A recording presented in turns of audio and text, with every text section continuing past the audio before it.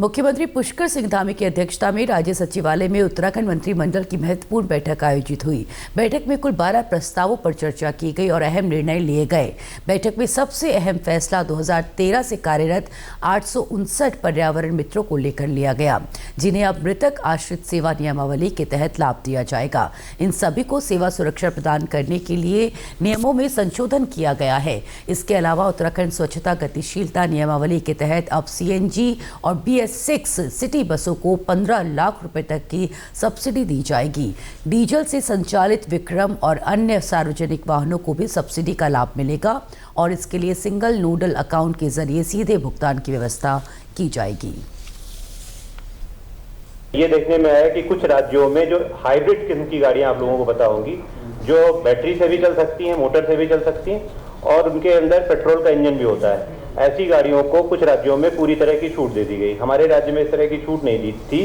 तो गत वर्ष ये देखने में आया कि इस तरह की गाड़ियां हमारे राज्य में कम पंजीकृत हुई। ज़्यादातर ये गाड़ियां हाई डिनोमिनेशन की हैं, 20 लाख से 30 लाख 35 लाख तक के बीच में। तो ये इस तरह की गाड़ियों पे 10% के हिसाब से 2.5-2 लाख से 3.5-4 लाख रुपए तक का टैक्स बनता है। वो क्योंकि दूसरे राज्यों में माफ कर दिया गया था, तो रजिस्ट्रेशन हमारे राज्य से शिफ्ट करके दूसरे राज्यों में गया। तो ये निर्णय हुआ कि ये नॉन पोल्यूटिंग व्हीकल्स हैं, इनको हम लोग भी माफ कर दें। तो टैक्स ये माफ किया गया है। इसके पीछे सर ये भी था कि जो GST होता है, GST इन पे आमतौर पे 28% है, कुछ गाड़ियों पे 43% तक है।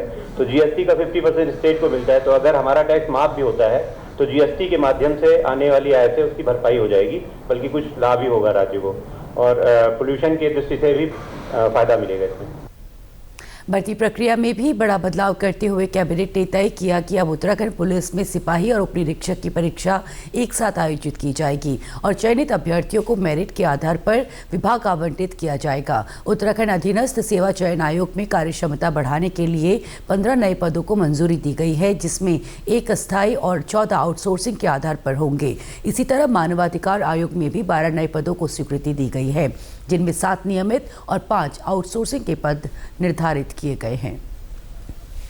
पद हैं जो उत्तराखंड वर्दीधारी सिपाही के पद हैं और दूसरा जो है हमारा उत्तराखंड वर्दीधारी उप निरीक्षक के पद। ये इस तरह के पद जो हैं और समकक्ष पद जो हैं अलग अलग विभागों में हैं। जैसे कि पुलिस आरक्षी में अगर हम कांस्टेबल पद की बात करें तो पुलिस आरक्षी हैं, अग्निशमन विभाग में है, बंदी रक्षक में है, वन आरक्षी हैं, आबकारी सिपाही हैं, प्रवर्तन सिपाही हैं, सचिवालय रक्षक हैं।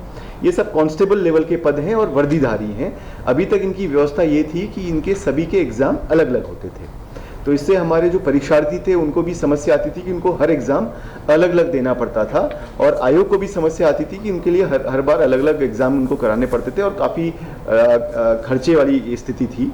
तो दोनों की सुविधा को देखते हुए ये निर्णय लिया गया आज माननीय मंत्रिमंडल के द्वारा कि इनके सबके एग्जाम एक साथ कराए जाएंगे। पर्यटन के क्षेत्र में सरकार ने बद्रीनाथ मास्टर प्लान के अंतर्गत 4 नई योजनाओं को मंजूरी दी है।